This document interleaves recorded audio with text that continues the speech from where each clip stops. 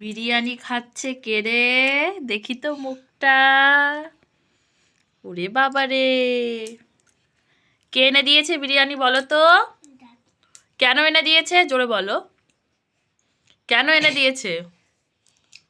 প্রত্যেকবার রেজাল্টের পর দাদু কি নিয়ে আসে? এক প্যাকেট বিরিয়ানি, তাই তো? তোমার জন্য?